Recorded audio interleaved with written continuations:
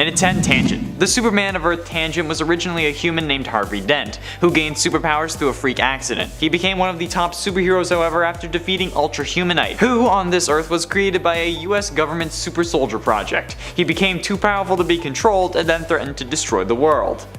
Yeah. But after the death of Superman's wife, he became dark and vengeful, taking over the world. While he protected the world from crime, he was still tyrannical, not allowing any freedom of thought. And this is where the story of Tangent Superman's reign begins. I don't know why Superman is so codependent on Lois, or whoever his wife ends up being, cause like, whenever he loses his wife, he ends up going berserk.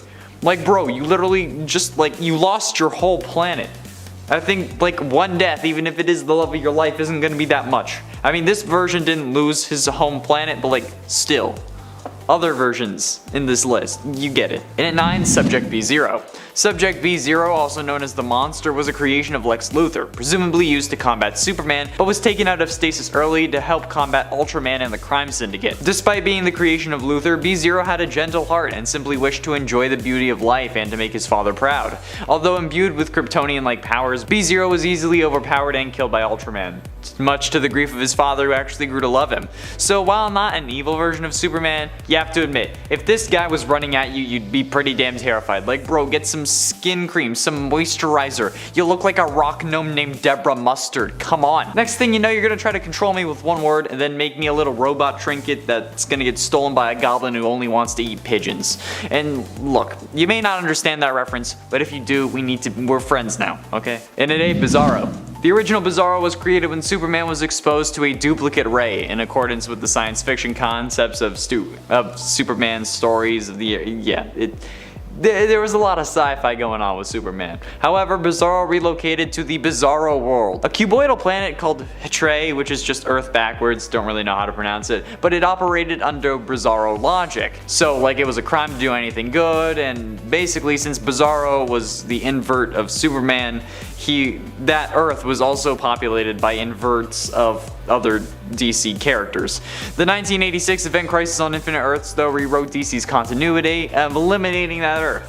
Since then, 2 different Bizarro characters have appeared. One of them was a flawed clone created by Lex Luthor, and the second, the longer lasting Bizarro, was an idea of the Batman villain the Joker, brought to life by the cosmic trickster Mr. Mxyzptlk. He was first introduced in Superboy number 68 from 1958 though, and is even one of the coolest Superman versions there is, even if he's not always like actually Superman and rather like an experiment, but like whatever. And at 7, Justice Lord. For much of his life, Justice Lord's Superman background matched the Justice League counterpart, until President Lex Luthor executed the Flash. Soon after that, Superman stormed the White House, while his comrades battled the Secret Service. And as they were doing that, Superman confronted President Luthor in the Oval Office. Despite Superman's accusations of corruption and abuse of power, Luthor refused to surrender and arrogantly stated that he would find a way to get out of prison, or at least avoid being prosecuted to begin with. Superman declared that if being a hero meant that this feuding and fighting had to continue, then he was done with it, and then used his heat vision to execute the president on the spot, Shazam style. After President Luthor's assassination, the Justice Lords spent the next 2 years imposing their brand of peace on the Earth through harsh rule.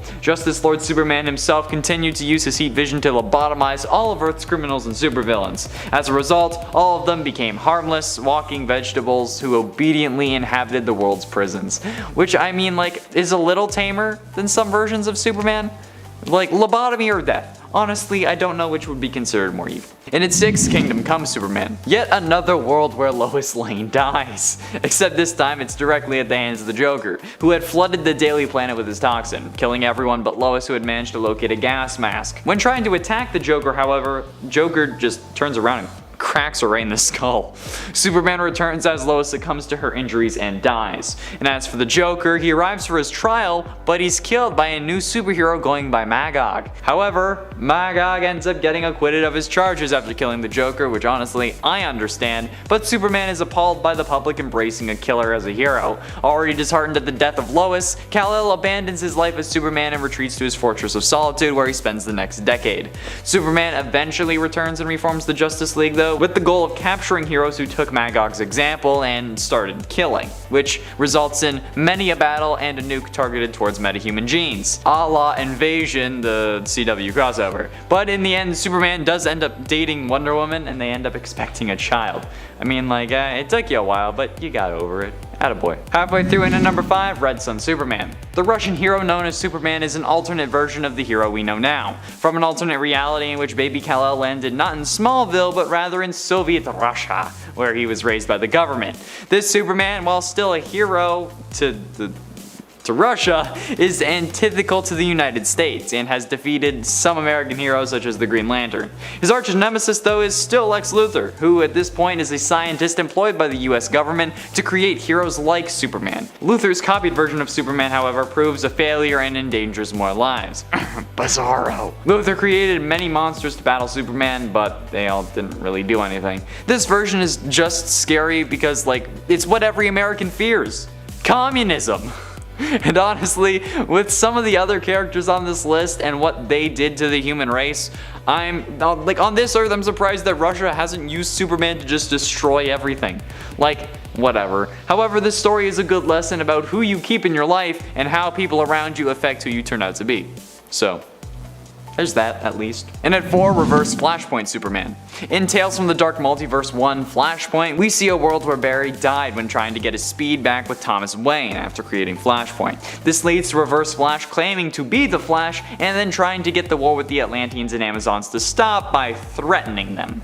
Obviously, this doesn't work out so well, so in an effort to save himself, Reverse Flash races through time, changing the events to create the world exactly how he wants it, with Barry not being able to stop him. Which involves saving not only Bruce Wayne, but Martha and Thomas Wayne as well, resulting in a world without a Batman.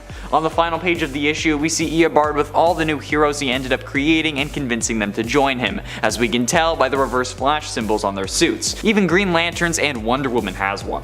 This page also has a Superman, and honestly, sick suit, but being controlled, or I guess led by the Reverse Flash, makes this utterly horrifying to think about, especially when you can see the other members of the Flash family racing behind Reverse Flash. He finally got what he wanted. Eobard Thawne became the Flash. Getting close to the end, and at number 3, Ultraman. A member of the crime syndicate, an evil version of the Justice League that terrorized its Earth, that being Earth 3, Ultraman is basically the opposite to Superman. His real name, well, his real human name, is Clark Luthor, and is the adopted son of Lionel Luthor from Earth 2. Ultraman is Kal-El, with 2 L's, who comes from a version of Krypton whose people are mean-spirited and selfish. Unlike other incarnations, they gain power when exposed to green kryptonite. Just before his Krypton was destroyed, Kal-El's parents, Jor-El and Lara, sent him to Earth 3 to one day seek vengeance against the being that destroyed Krypton, teaching him to become the strongest being on the planet or to become nothing at all. Upon his arrival on Earth 3, the young Kal-El coursed a couple of young alcoholic substance addicts, Johnny and Martha Kent, to adopt him, only to murder them years later once he no longer needed them. He went on to found the crime syndicate and take over the world. This guy is a homicidal, violent megalomaniac with mommy and daddy issues. However, he's definitely a character I want to see on the big screen. Please. Penultimately, and at number 2, Overman. Overman is an alternate version of Superman from a different world in the multiverse, obviously. But unlike other versions of Superman, his primary language is German. This is because on this Earth, the German soldiers won World War II, to speak around the YouTube censors, eventually taking over the planet and spreading German everywhere, as in like the language. Another Overman first appeared in Grant Morrison's Animal Man number 23. He is one among several pre-crisis characters that were returned to reality by the Psycho Pirate's Medusa mask. This Overman comes from an Earth based around the grim and gritty stories of the 1980s, and the heroes of this universe were actually a part of an experiment created by the government. Overman... This has got to be one of the most ridiculous points that I saw, but Overman went mad and destructive after contracting an STD.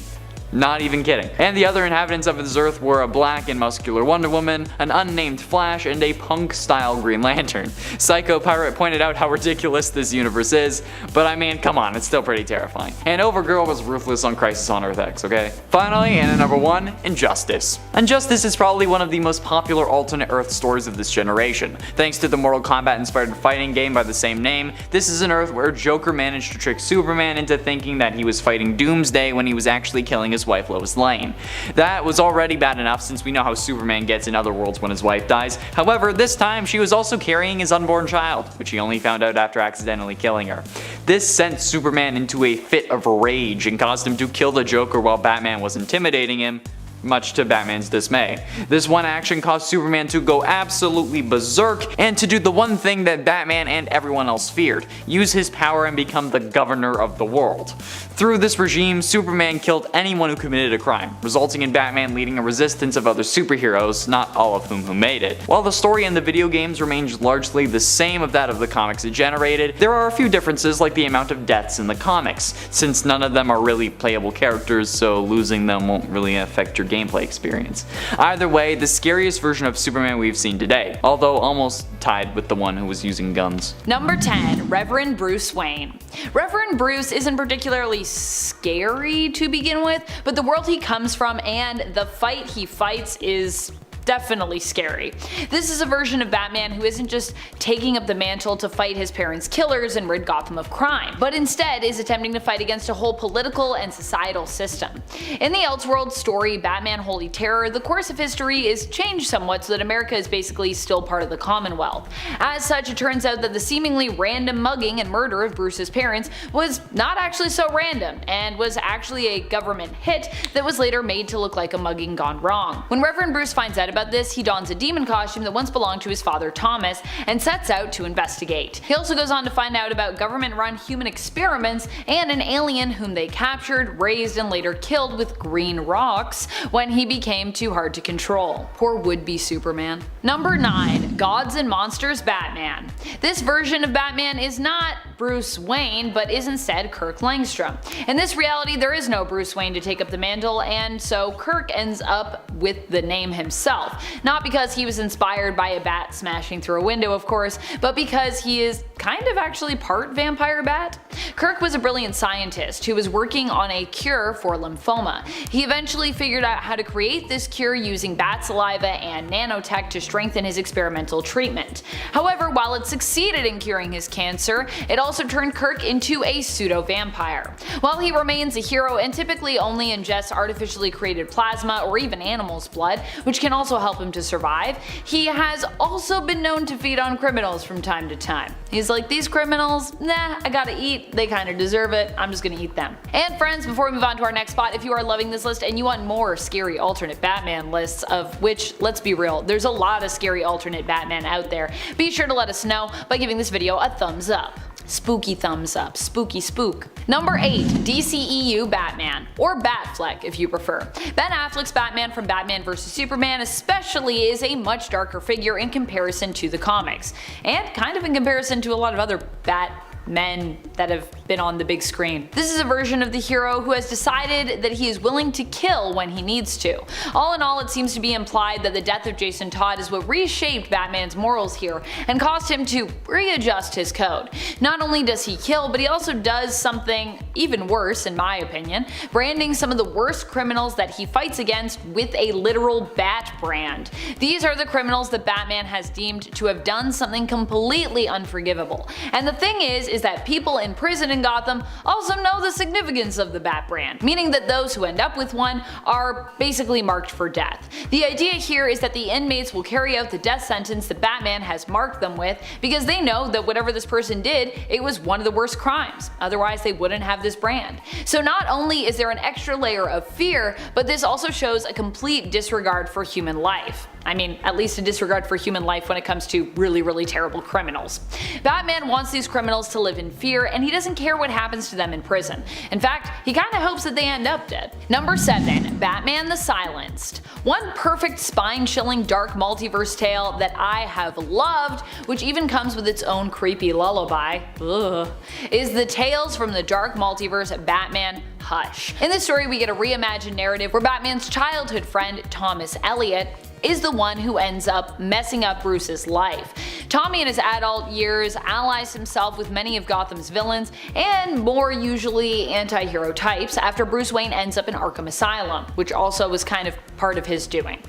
However, Bruce isn't quite as checked out as he's been pretending to be, and he ends up escaping in order to get revenge and taking up the mantle of Batman the Silenced, an alternate version basically of Hush, and of course an alternate version of Batman. Number 6. Vampire Batman. This alternate version of Batman comes to us from the alternate Earth 43. As his moniker describes, he is a version of Bruce Wayne who transforms into a more literal version of Batman when he becomes a vampire. Batman. Get it? Because vampire bats. Oddly enough, this is also not the only version of Batman in the multiverse that also happens to be a vampire, as you already know, because we talked about Gods and Monsters Batman as well, who's also a vampire. Despite being a vampire on Earth 43, Bruce still fights on the good side, fighting against his vampiric urges to feed on human blood. At least, initially he fights against them. At one point, Vampire Bats asks Alfred to stake him in order to prevent him from giving in to his bloodlust, after he seemingly killed the Joker by draining him of all of his blood. However, a stake through the heart doesn't actually kill Batman here, but simply leaves him in a coma. Months later, Gotham is in a pretty bad place without Batman's presence, and Alfred is forced to awaken him in hopes that Gotham will once more have a savior. Batman does go about taking out criminals, but in a very vampiric way, creating a bloodbath as his time staked and his bodily decay has resulted in the loss of his sanity.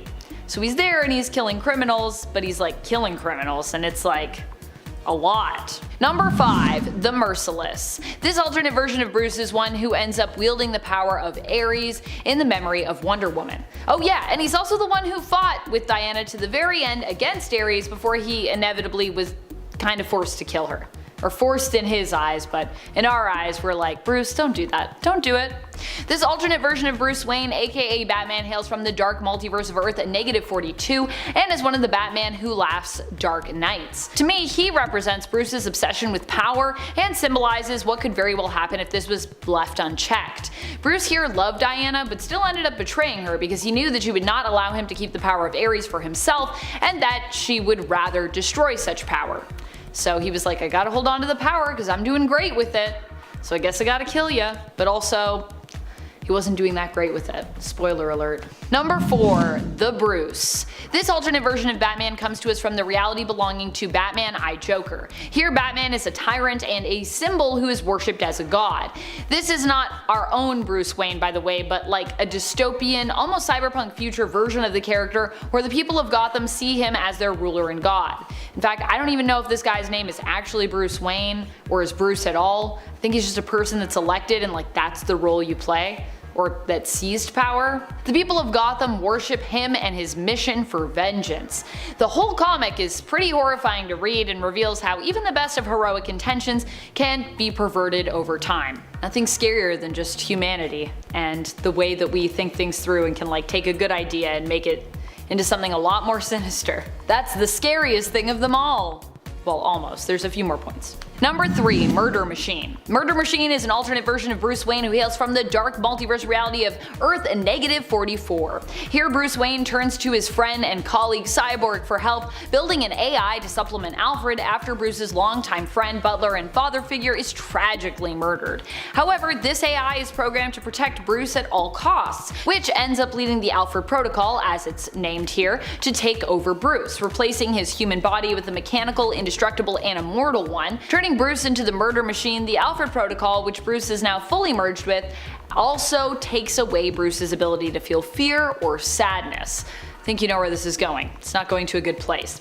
In the end, it labels everyone a threat to Bruce and helps him to kill all those who could potentially harm him, including the entire Justice League. Pretty bleak stuff. Number 2. Nemesis. Nemesis is probably one of the most brutal Batman alternates we've ever encountered.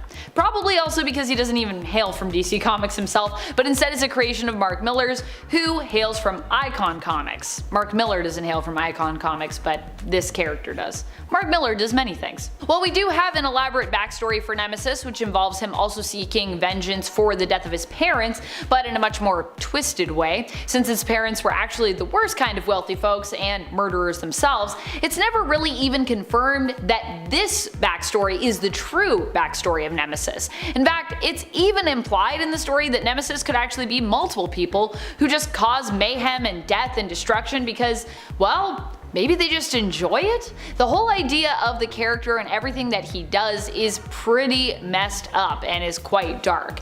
Nemesis provides a much more villainous take on the idea of vigilantes and how motivation can mess you up, or alternatively, how you really don't even need motivation to become a messed up and brutal vigilante in the first place. Also power.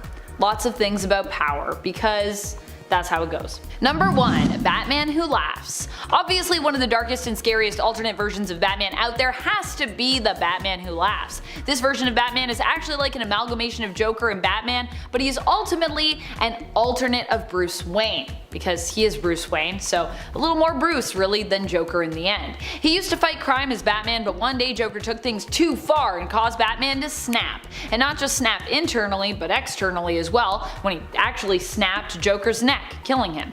Joker released a special brand of Joker venom with his last breath, which Bruce breathed in. Over time, this venom made him paranoid and homicidal, and ultimately, he became the villain of the story, going so far as to kill all the members of the Bat family. Knowing they would not be able to join him, or not be willing to join him I guess I should say, well, he killed all of them at least except one. His son Damian Wayne was offered a spot at his father's side, and he ended up taking it. Batman then became the insane Batman Who Laughs and set out to conquer and reshape the entire multiverse. Which definitely means you're pretty scary. If you are like, I'm not just gonna take over this world, I'm gonna like go beyond that.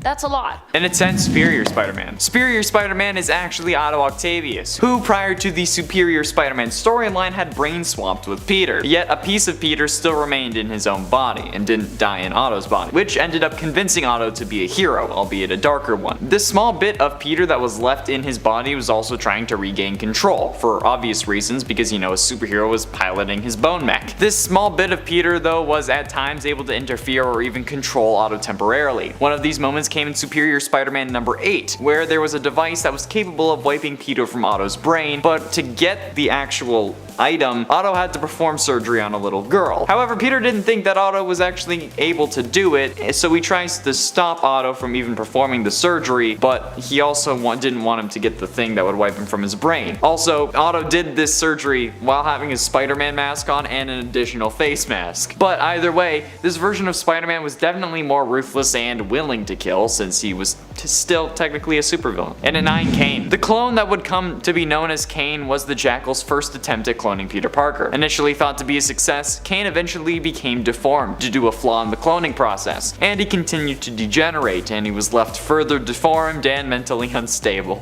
Aren't we all? The Jackal allowed Kane to live as like a test subject to see how long he would be able to survive, and it ended up exceeding Jackal's expectations. As a result though, Kane experienced a strong feeling of rejection that might be kind of like a father-son kind of thing, you know what I mean. Kane left and realized that the degeneration that had caused his mental state to decline had also amplified his powers that he had genetically kind of inherited from Peter. His strength, speed, stamina, and agility were also comparable to those of Peter, but he also gained precognitive powers as well, which showed him flashes of the future, which seemed to be sort of an amplified spider sense. He also possessed a mark of Cain, which was a corrosive touch that he used to leave eaten away handprints on victims' faces, which is pretty damn scary if you ask me. Also, if you're enjoying this video and want to see more, be sure you hit that like button and subscribe because it really helps us out against the algorithm almighty. Also, I'm dressed as Spider-Man and talking about Spider-Man, so I feel like that's worth a like. And at 8, Pestilence Spider-Man. When Apocalypse started his plans for world domination, he captured 4 people who he saw as being good enough to be his horsemen and corrupted them. Spider-Man became the horseman known as Pestilence. Pestilence was one of the horsemen that Deadpool, Cannonball, and Siren encountered in their alternate reality search for Cable. And even though Pestilence was accompanied in the fight by Famine and Archangel, all 3 of them were defeated. This version of Peter Parker has the same powers as his 616 counterpart, except this time they've been augmented by Apocalypse when he corrupted them. But I mean, like a Spider-Man who is literally a horseman of the apocalypse and asks people if they will scream while he sucks the marrow from their bones, I think it's safe to say that this guy's pretty damn scary. And he made his first appearance in 2005, which makes this character around the same age that Peter was when he got his powers, which is kind of ironic. He hails from Earth 5701, which is the age of Apocalypse Earth. And at 7, Ghost Spider. Ghost Spider comes from Earth 11638, and in this reality, Peter Parker's Uncle Ben never died, and actually ended up helping Peter to train as a hero with his new spider powers, becoming the Amazing Spider, a famous and popular superhero who also became a rich and successful scientist, having his own company called Parker Technologies. With his resources and motivation from Uncle Ben, the Amazing Spider used transportation technology to bring Spider-Men from other universes resources to his and absorb their powers to increase his. After bringing the Spider-Man from Earth 616 to his Earth though, and making him believe that he arrived in this universe by accident, the Amazing Spider was weakened by the feedback of the dimensional portal. Eventually, the Amazing Spider was convinced that what he was doing was not in fact heroic and allowed himself to die. But after dying, the Sorcerer Supreme of Dr. Banner,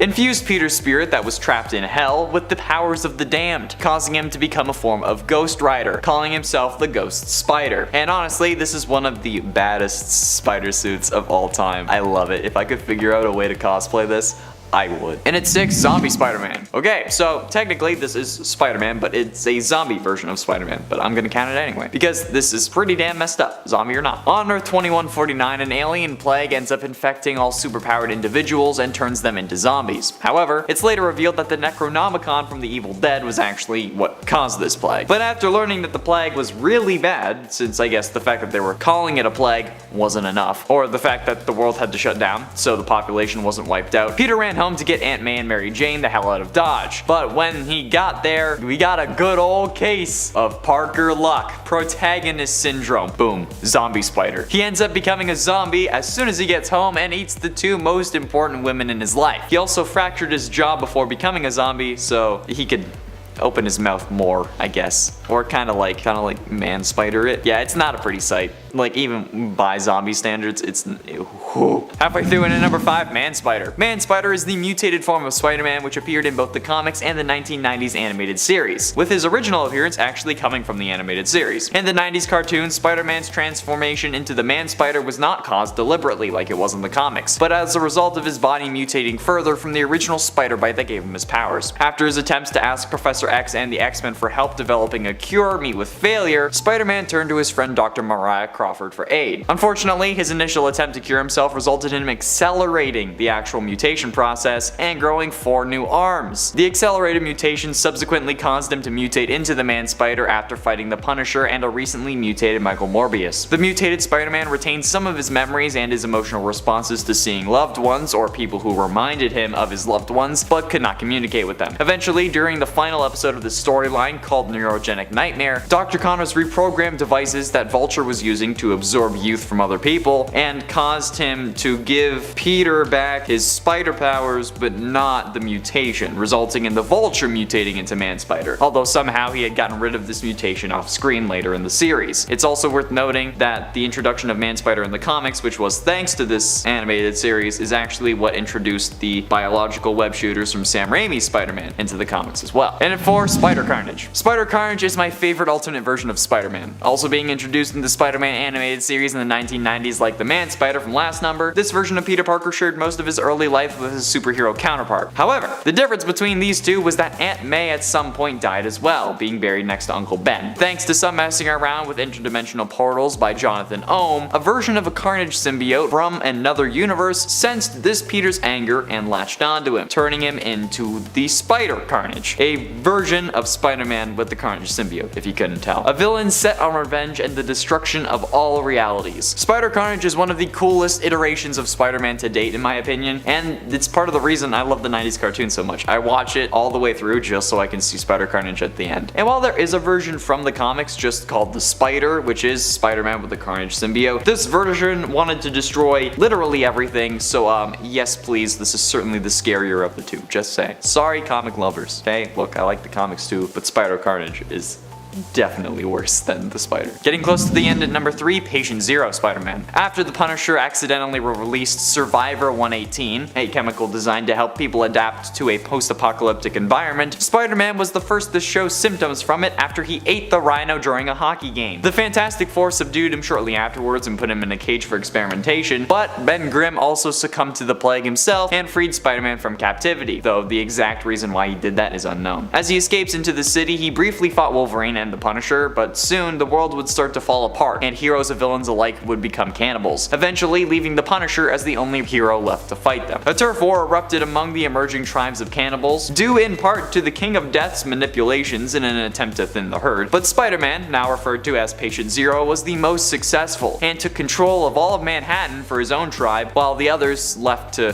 stake new lands. They had to conquer other places. Especially given the recent world issues though, I think that this is Certainly something that I can say a good majority of people are afraid of. Although I bet that there are some survivors on this earth that say Survivor 118, that the Survivor 118 plague is fake.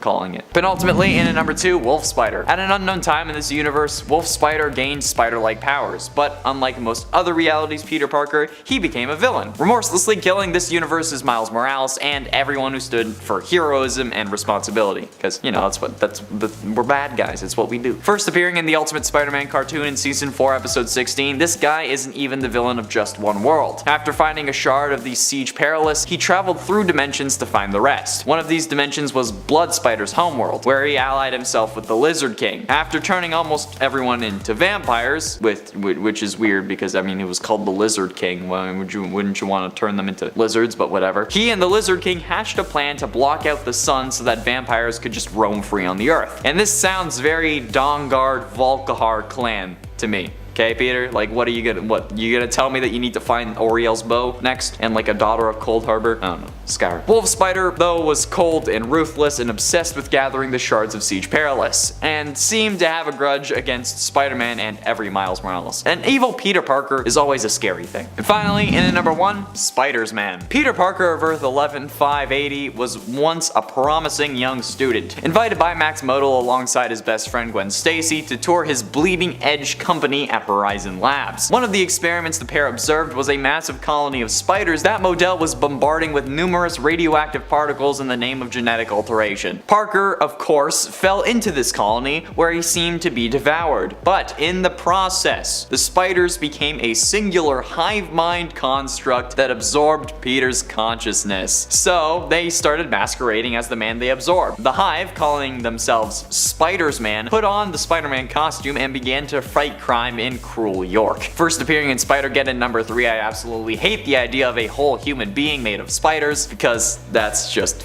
up. Look, I'm arachnophobic except for the odd time where I need to impress someone, but it's absolutely horrific to think of any being made entirely of spiders, okay? I would actually rather die. Even if this is a good guy. No fucking way am I looking at this man and saying, oh yeah, let's let him help us. No, he can go burn with the rest of the spider species, as they fucking should, okay? In a 10, Deadpool. Little is known about Deadpool's life before the zombie plague arrived on Earth 2149. At some point though, he was infected and he attacked the Silver Surfer. He most likely fled the attack but also escaped the power cosmic zombies from getting himself incinerated and killed. He later was transported from Earth 2149 to Earth 616, calling himself the Merc with half a mouth due to his lack of most of his jaw, and exhibiting a wide range of knowledge. However, he was torn apart by some blades after Kale put some tricky maneuvers, resulting in Deadpool now reduced to only a head and being contained within armor. He managed to escape from armor headquarters with the help of Simon Garth by using the base teleporters to escape to the bottom of the sea, where Deadpool's head infected all of the menfish. Garth was compelled to travel to the island nation of Tiano in the Caribbean Sea, where he told Black Talon about the zombie plague. But like,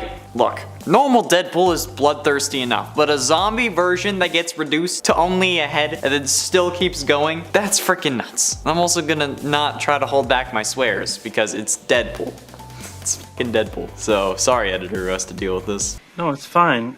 Fine. And at 9, Dead Man Wade. Obsessed with feeling pain, Dead Man Wade Wilson became one of Apocalypse's Pale Riders, a team formed by Apocalypse's chief assassins. His teammate Danielle Moonstar took great pleasure in inflicting pain upon him, pretty kinky. But when Apocalypse learned that Nightcrawler was seeking out Avalon, he sent Wade and the other Pale Riders to follow him and destroy the refuge. Along the way, Danielle's torture of Wade annoyed their teammate Damask to the point where she strangled Moonstar to death. Watching that woman get killed unnerved Wayne even further. However, this version of Wade is also in constant pain, and even though he is in constant pain, his healing factor keeps him alive, meaning that he will never truly be freed. That is until Nightcrawler teleports his head off of his body, resulting in Wade dying despite being able to regrow limbs to a much easier extent than his 616 version. But hey, what am I gonna do?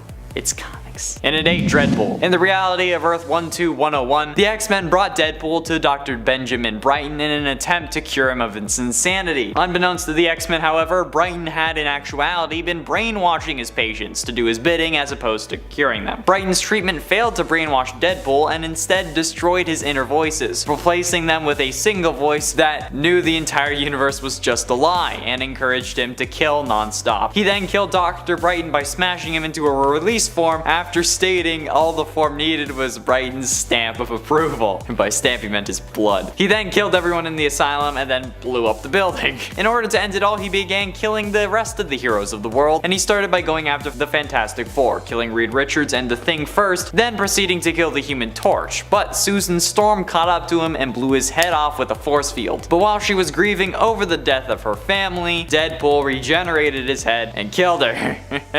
Because of course he did. This version is a maniac, and honestly, I'm here for it. And at 7, DOGPOOL. DOGPOOL was once a dog known as Wilson, who was used as an animal test subject for Mascara X, which was intended to be a mascara that continually replenished itself after only one application. Instead, Mascara X disfigured Wilson and gave him the ability to heal from any wound. The lab owners didn't realize that he had acquired this ability and tossed him in a dumpster. Wilson tore free of the trash bag and wandered around, rejected by all those who saw him, until he threw himself in front of a car. A circus truck saw it happen and stopped for him, and immediately recognized the potential in his regenerative abilities, and he became the circus's starring act. He went from being exploited by makeup companies to exploited by the circus. The death-defying hound, Deadpool. He worked in the circus until the Deadpool of Earth 616 showed up and recruited him for the Deadpool Corps. But a goddamn dog version of Deadpool? Hell yeah, that's horrifying. It's a fucking dog that enjoys killing people from what I saw. And he can't die. Like what the hell do you think? It's gonna be cute? And at 6, Galactipool. Galactipool is a member of the evil Deadpool Corps. He is seen to attack the remaining Deadpool Corps and their allies after they defeat the evil Deadpool Corps that was originally sent to kill them. But he's taken out when Lady Deadpool deliberately crashes the B. Arthur into his head. But let's be honest. Even if he did die, a combination of Galactus and Deadpool is certainly a terrifying concept. Like, if we talk about it, I feel like it's still giving this guy too much power. Like, what sounds even the slightest bit okay about this version of Deadpool? The only reason he isn't higher on this list is because we didn't really get much of an opportunity to see his powers in action. But assuming he had all the powers of Galactus, this is probably the strongest version of Deadpool there is. But this isn't the list of the strongest alternate versions of Deadpool, it's Scariest. And while this idea is scary with no real situations to back it up, we don't know if this is a truly scary version in practice. Halfway through, and at number 5, Wolverine Pool. Wade Wilson from Earth TRN 1946 was bonded with adamantium to his skeleton by Weapons Plus, their version of the Weapon X program. He was later recruited by Deadpool for his army. He killed Deadpool Pulp before the arrival of Galactipool. He was attacked by Deadpool with a grenade from which bugs came out of and then ate all of his flesh, leaving behind only a skeleton and claws, which is horrifying. His powers are seemingly the same as Earth 616 Wolverine, but like with Deadpool's body. So, I mean, okay, it's weird because he looks like Deadpool, but he is also Wolverine. It's f***ing weird, okay? Wolverine Pool's healing factor, though, is most likely weaker than the 616 version of either Wolverine or Deadpool's healing factor, which makes him less dangerous, but come on. A combination of Wolverine and Deadpool is something that we should all fear, and most likely do fear. I'm surprised Deadpool didn't make this a thing at the end of Deadpool 2, though, when he was correcting everything that he did wrong, including the Green Lantern movie, which was actually Ryan Reynolds, but hey. And at 4, Evil Deadpool. The origins of the being known as Evil Deadpool are actually tied to Ella Whitby, a British psychiatrist obsessed with the superhuman mercenary Deadpool. She collected numerous parts of Deadpool's body that he had lost over the years and kept them in her freezer. When Deadpool found them, though, he threw them in a dumpster in disgust, which is weird because, I mean, you're Deadpool. Why are you disgusted? It's your own body, but whatever. The parts eventually thawed out, and since it still had Deadpool's healing factor, they all decided to fuse together into a single person. Evil Deadpool hijacked the private plane of an American businessman and traveled to the United States around the same time the original Deadpool did. And the two crossed paths for the first time after the Evil Deadpool blew up Deadpool's favorite chimichanga joint, and they fought until they ran out of bullets. Both Deadpools agreed for a second round at Canarsie Park, though. Their second explosive encounter caught the attention of Captain America, who arrived to the scene after Evil Deadpool had escaped. But yeah,